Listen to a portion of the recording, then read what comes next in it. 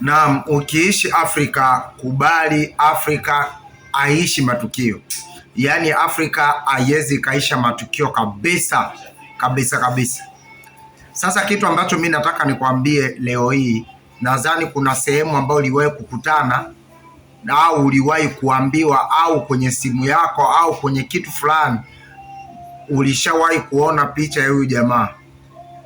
Picha ya huyu bwana ni maarufu sana sana sana sana, picha yake. Huyo jamaa ni nani? Huyo jamaa anaitwa Ezekiel Antoine Che Guevara. Huyu jamaa story yake, ndugu yangu, wewe kama makini ni kupiga story kwa sababu ni ndefu sana, na sidhani kama naweza ikaimaliza leo, ila kwenye comment tu mtaniambia kwamba tuendeleze story ya Che Guevara ili tutaimalizia siku moja. Lakini sasa hivi nitakupa tu nusu tu ya kipande ya story hii ya bwana Che Guevara kiufupi, wanamuita Che Guevara kiufupi. Huyo bwana ni mwanaharakati tena ni daktari kabisa, amesomea udaktari na ana shahada, alikuwa na shahada ya udaktari kwa sababu sasa hivi ameshafariki. Huyo bwana amezaliwa mwaka wa 1928. Alizaliwa tariki 14 Juni mwaka wa 1928. Ni raia wa Argentina.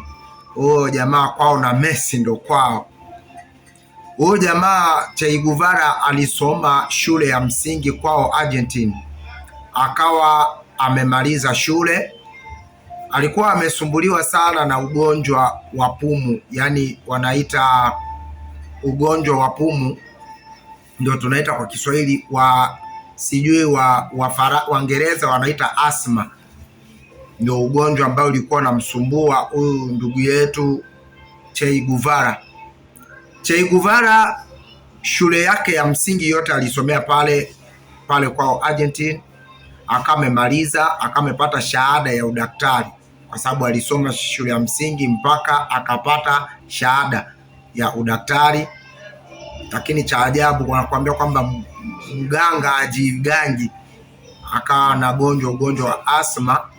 Huo ugonjwa wa asma ulimsumbua sana, akawa ameambiwa kwamba huo ugonjwa kwa kumalizika anatakiwa kuhamia kwenye nchi ya Cuba ambayo kulikuwa kuna daktari mkubwa ambaye alikuwa anatunza sana watu ambao wana ugonjwa ile ya uvutaji wa sigara na kutumia madawa ya kulevya. Ndio kulikuwa daktari ambaye alikuwa amekaa chini ya mamlaka ya Escobar. Escobar alikuwa ni bosses ndio alikuwa anaitwa, lakini hatuko kwenye story ya Escobar. Ndio alikuwa amemiliki daktari huyo ambaye alisadikika kumponya na kumtunza kabisa Che Guevara. Lakini kitu cha ajabu ambacho kilichoshangaza, na daktari huyo alishindwa kabisa kumtunza kwa sababu ya kitu ambacho kiliingiliana ndani, kwa sababu ya kuwa Che Guevara aliacha udaktari na kuanza kuingia kwenye mbishembishe ya kuwa mwanaharakati katika nchi ya Cuba. Sasa wakati aliingia kuwa mwanaharakati katika nchi ya Cuba, Che Guevara alitaka kufanya mapinduzi dhidi ya Fidel Castro, rais wa nchi ya Cuba. Sasa Che Guevara alitimuliwa katika nchi ya Cuba na vikosi vya wauni ambao walikuwa wameongozwa na huyu bosses kule. Alikuwa amekubalika sana katika uongozi wa Fidel Castro. Kwa hiyo Che Guevara akawa ameanzisha kamati moja au kundi lake moja ambalo liliitwa kundi la wanaharakati ambalo liliitwa Ujamaa. Nadhani kwamba katika kundi la Ujamaa lilirisi moja kwa moja mpaka na rais wa Tanzania ambaye aliitwa Mwalimu Julius Kambarage Nyerere. Ndio kitu ambacho alikuja nacho Ujamaa. Basi hizo harakati za Che Guevara ziliendelea hivyo akawa ametimuliwa katika nchi ya Cuba mpaka na kukimbilia nchi ya DRC Congo. Akaja kufanya tena mbishembishe zake za wanaharakati za ujamaa, akaja kukutana na makundi mbalimbali ambayo aliyopiganisha. Basi tena akahama, akatoka hapo akahamia nchi ya Tanzania. Basi bishebishe zake hizo wakawa wamemkubali Afrika na kufanya harakati zake za ukombozi wa Afrika kwa kufanya Afrika iwe na umoja wa ujamaa. Yani sio ukifika Afrika sehemu yoyote wasikubague kwamba wewe sio mtu wa hapa, yani muwe na umoja wa Afrika. Aliyeleta sababu za umoja wa Afrika ni huyu bwana anaitwa Che Guevara, daktari. Lakini bishe hizo zilizoendelea, ikafika hatua baada ya kurudi DRC alitakiwa tena kurudi nchi ya Cuba aliko uwepo, kwa sababu ya maandalizi ya kupata dawa, kwa sababu wakati alikuwa yuko porini ugonjwa ulimsumbua sana, ugonjwa wa pumu, asma ulimsumbua sana, akawa amerudi. Basi kurudi kwake, alirudi Oktoba, alirudi tariki 9 Oktoba mwaka wa 1967. Basi alifika kwenye nchi ya Cuba, alikaa kwa mwaka mmoja tu. Basi alivyokaa kwa mwaka mmoja, alipigwa risasi ya kichwa, akawa amefariki kwa sababu alipigwa na wajasusi ambao waliokuwa wakimfuatilia kwa siku nyingi kwenye bishembishe za harakati zake, akawa ameuawa Che Guevara pale nchi ya Cuba. Kwa hiyo harakati zote za Che Guevara ambazo alizoishi, aliishi na harakati za ujamaa, na ni mtu ambaye aliishi na watu kwenye malezi mazuri. Kwa hiyo kwa harakati zote za Che Guevara zilikuwa azigongi mwamba, kwa sababu alikuwa ni mtaalamu sana. Lakini kitu cha ajabu, kwa harakati zake zote ambazo alizozifanya, Che Guevara hakubahatika kuzaa mtoto wala kuoa.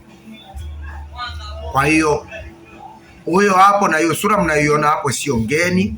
Huyo ndo anaitwa Che Guevara, ni raia wa Argentina, ni daktari wa kubobea, lakini alikuwa amesumbuliwa na gonjwa la asma. Basi alikuja kufia katika nchi ya Cuba.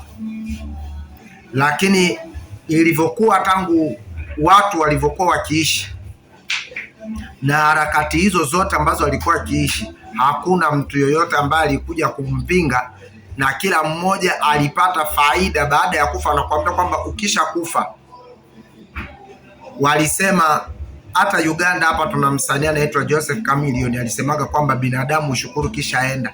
Maana binadamu baada ya kwenda ndo watu walikuja kujua ufahamu na umuhimu wa Che Guevara, kwamba alikuwa na umuhimu gani, na huo umuhimu wake ndo ulitengeneza mfumo wa ujamaa, watu kuishi kwa pamoja. Na ndo maana unaona nchi nyingi sana, unaweza ukasema kwamba nchi fulani tunaishi hakuna security, tunaishi watu hawaulizwi, lakini kuna kitu ambacho kinaitwa ujamaa.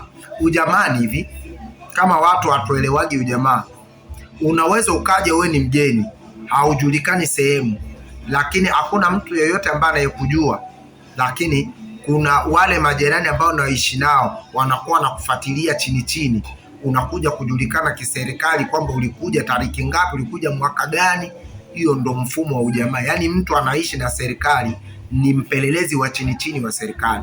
Hiyo ndo wanaita mfumo wa ujamaa. Kwa hiyo ndo kitu ambacho kilikuja kufunza Che Guevara, ili sisi tuwaelewe wazungu chini chini, kuwaelewa harakati zao na jinsi gani wanavyotutesa. Ndo harakati zilileta Che Guevara kuja kutufundisha sisi wa Afrika ili tufunguke macho. Kwa hiyo story yake bado haijaishia hapa, ni story ndefu sana na harakati zake nyingi sana tutawaambia. Kwa hiyo nchi ambazo alizotembelea, alitembelea Tanzania, alitembelea DRC Congo, sawa, kwa mbishe za kukutana na watu ambao walikwenda kule Kongo kufanya maafa mengi sana. Wakina nani nitakwambia. Asante sana, endelea kubaki na sisi. utajua vitu vingi kupitia kwenye platform hii ya Plamed Sharo TV. Karibu.